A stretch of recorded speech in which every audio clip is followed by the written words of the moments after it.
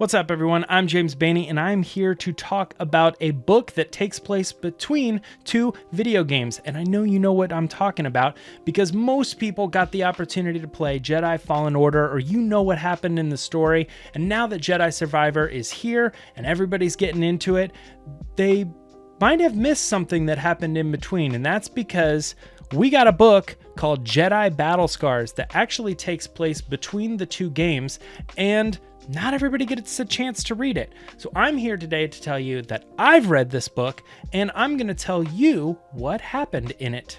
That way, as you head into Jedi Survivor, you're going to be all caught up on the details. You're going to know the story that happened in between the two mainstay games, and you'll be able to tell your friends a little bit about the story that maybe they don't know about. With that said, let's get started. This is what happened in Jedi Battle Scars.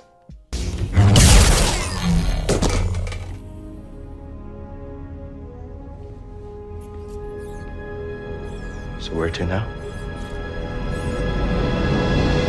First thing that happens in the book, the crew come in on their ship, the Mantis, and they infiltrate this base. As they're breaking in, it turns out it's a Haxian brood bar, and so there's a bunch of that gang or that gang affiliation there. After some fighting, they escape and they run into a bunch of stormtroopers. And as that confrontation was happening, they sort of run into one of them that was helping. So they board this Mantis with that stormtrooper and they take off lightspeed. The crew, while in lightspeed, obviously debate the loyalty of this stormtrooper and how truthful they are to helping this crew and not so much the Empire.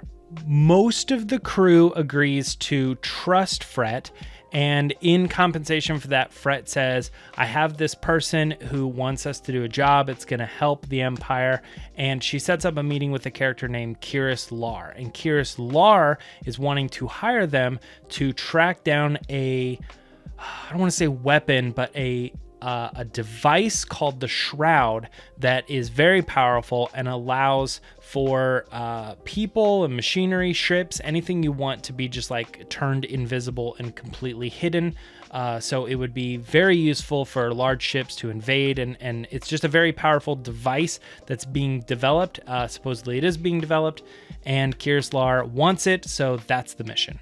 Part of the reason this stormtrooper is being accepted into the crew is because Merrin and Fret sort of have a romantic tension that's going on. And in this chapter, while they're in one room, they hook up, and in the other room, Cal sort of sneaks in and sort of has a vision about Fret and where loyalties may lie with that character using the Force. And as some time passes, the crew becomes a little more used to Fret being around, and they go on a recon mission with her. On this mission, it's revealed that Fret is actually still part of the Empire. She sort of lied about that.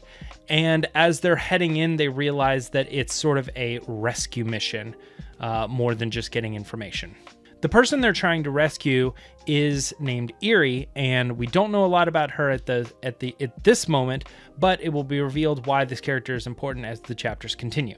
Cal starts to have this eerie thought as he's fighting off people during this raid, and he has this feeling and remembering how bad the Inquisitors were and how hard they were to fight. He's taken on these purge troopers, and just as the Force sort of willed it, the fifth brother shows up and he is ready to take on Cal. In the midst of this battle, Fret is trying to help Eerie out, and Eerie gets hurt, and then Merrin uses her abilities to sort of help Eerie survive the moment.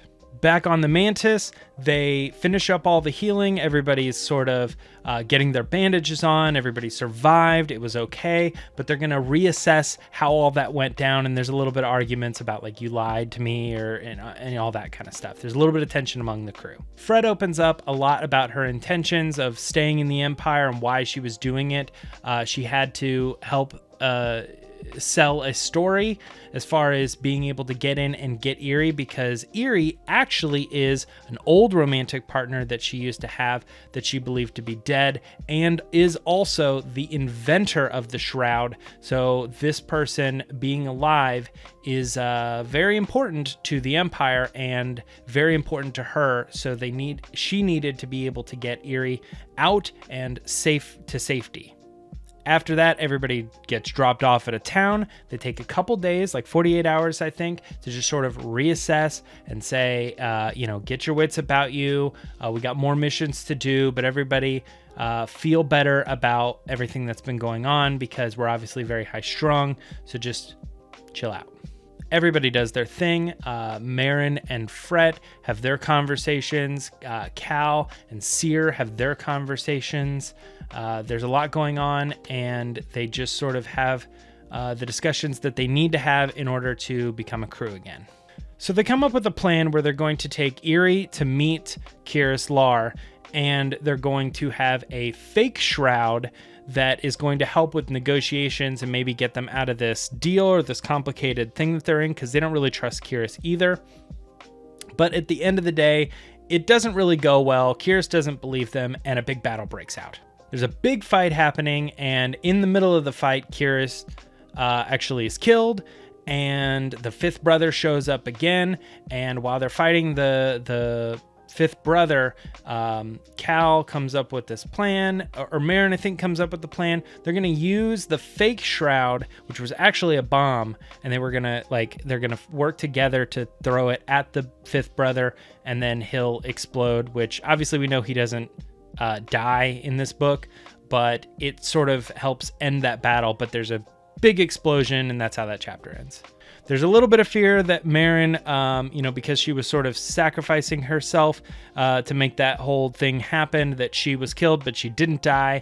And as the book ends, she has this sort of revelation of who she wants to be, because she's been fighting with this romantic tension with Fret, and then, Eerie was involved in that too, and there was sort of this tangling going on. But she decides that she, in fact, does not want to participate in that relationship, and she says her goodbyes to those characters, and she agrees that she's going to continue with the Mantis crew and stick with her lifelong friend, Cal, who's not a romantic person. They make that very clear, but it's just this brother-sister relationship that she says is very important to her, and she wouldn't want to break that bond for anything.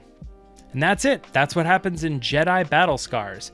It's an interesting story that I thought was going to end a little bit more in how the crew fell apart, considering based on what we've seen in trailers for Jedi Survivor, or if you've already started playing Jedi Survivor, you can see that Cal starts off on his own. Everybody's separated. They're not part of a team anymore. And I thought this book was sort of going to explain that process and how they got there, but it really didn't. It probably will connect in more with the story of Jedi Survivor as people continue to play it and learn what happens there. But for now, this is the takeaway for Jedi Battle Scars, and that's what happened in between Fallen Order and Survivor. So take this information and have fun playing the game. Keep going on the story. Let's learn more about Cal Kestis and the crew and everything else that's going on with this lone Jedi warrior who's just trying to make a difference against the Empire. I hope you guys had a great time watching the video, and I hope you learned something. Until next time, I'm James Baney. I'll see you later.